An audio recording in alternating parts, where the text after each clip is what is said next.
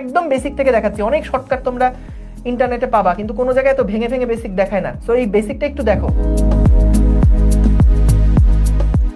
এখন দেখো হ্যান্ড ক্যালকুলেশনের পার্টটা আমি তোমাদেরকে একটু বলি। এটা দেখো, এটা তোমরা হাউমাউ করে কান্নাকাটি করলে আমার কিছু করার নাই, কারণ আমার মতো অনেকে আছে যারা এই হ্যান্ড ক্যালকুলেশন বুঝে না। দেখো 1.82 into 10 to the power minus কত ছিল, 19 ছিল।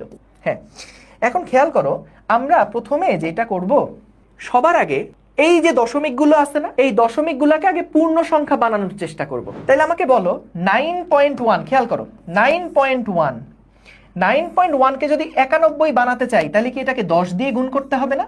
আমি যে 10 দিয়ে গুণ করলাম সেইটাকে, এটা তো তাহলে মানটা বড় হয়ে গেল, তাহলে এটাকে আমাকে আবার 10 দিয়ে ভাগ করে এটা ব্যালেন্স করতে হবে না? একদম বেসিক থেকে দেখাচ্ছি, অনেক শর্টকাট তোমরা ইন্টারনেটে পাবা, কিন্তু কোনো জায়গায় তো ভেঙে ভেঙে বেসিক দেখায় না। সো এই বেসিকটা একটু দেখো। 9.1 কে আমি 91 বানানোর জন্য 10 দিয়ে গুণ করলাম, ব্যালেন্স করার জন্য 10 দিয়ে ভাগ দিয়ে দিলাম। এইবার এটার ক্ষেত্রে একটু খেয়াল করো তো, 1.82 এটাকে যদি 182 বানাতে চাই, তাহলে আমি কি এটাকে 100 দিয়ে গুণ দিব না, 10 স্কোয়ার দিয়ে গুণ দিব? ব্যালেন্স করার জন্য কি 10 স্কোয়ার দিয়ে ভাগ দেওয়া উচিত?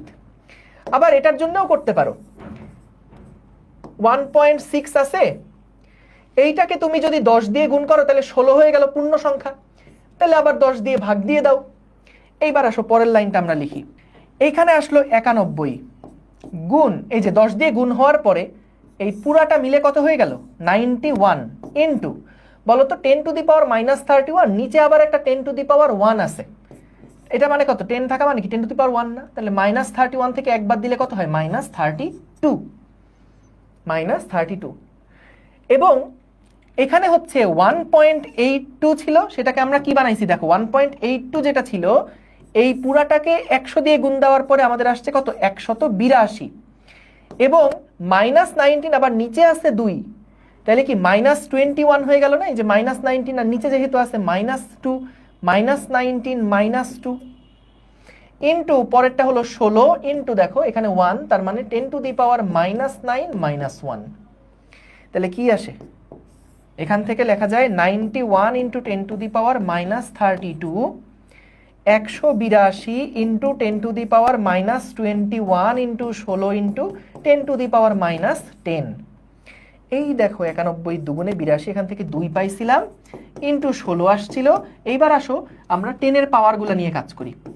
10 এর পাওয়ার এখানে আছে, উপরে আছে যেহেতু মাইনাস 21, উপরে আছে যেহেতু প্লাস হয়ে যাবে মাইনাস 10, এই যে প্লাস মাইনাস 10, আর নিচে যে মাইনাস 32 আছে, নিচে থাকা মানে কি মাইনাস মাইনাস 32। তাহলে এটাকে যদি ভাঙো তাহলে দেখো মাইনাস 31 আর হচ্ছে মাইনাস তোমার কত, হ্যাঁ তাহলে 16 দুগুণে 32 হলো, ইন্টু 10 টু দি পাওয়ার, মানে জাস্ট শুধু 10 থাকছে, কারণ এই যে প্লাস 32 মাইনাস 31 শুধু 10, তাহলে এখান থেকে আসলো 320। এখন দেখো এখান থেকে অনেক শর্টকাট বানান যায়। শর্টকাট কেমনে বানানো যায় দেখো, যে তুমি যদি দশমিকটাকে ডান দিকে নাও, দশমিকটাকে যদি ডান দিকে নাও তাহলে এখান থেকে পাওয়ার 1 বিয়োগ করবা। এমনে যদি মনে রাখতে পারো ভেরি গুড, কোনো অসুবিধা নেই, এটা আরো ফাস্টার। কিন্তু ওই যে আমরা পরীক্ষার সময় যেটা হয়, অনেক আইডিয়া তো মাথার মধ্যে একসাথে আসে না, তো তখন দেখা যায় যে শর্টকাট জানি কি ছিল, ডান দিকে গেলে কি বিয়োগ করব না যোগ করব, এইরকম কনফিউশনে বেঁধে যাবে। সো ওইটার জন্য বেসিকটা জেনে রাখাটা দরকার, যাতে কোনো জায়গায় আটকায় গেলে ম্যাথ ভুল না দাগায় আসো। বুঝতে পারছো? আমরা এখান থেকে সহজে যেটা বলতে পারি সেটা কি, যদি আমি দশমিকটাকে ডান পাশে নেই তাহলে 10 এর পাওয়ার 1 বিয়োগ করব।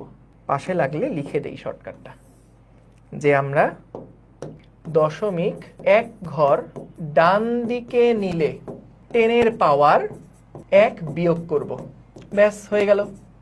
সো যারা এটা মনে রাখতে পারবা ভেরি গুড, আর যারা পাকনামি করতেছে ভাইয়া আপনি এত কেন বলতেছেন, এটা ইলালাই মনে রাখতেই তো হয়, যদি মনে রাখতে পারো ভেরি গুড। কিন্তু ওই যে বললাম পরীক্ষার হলে যদি কোনো কারণে কনফিউশন থাকে তখন একটু ভেঙে ভেঙেই আসলে, যাতে ম্যাথ ভুল না হয়।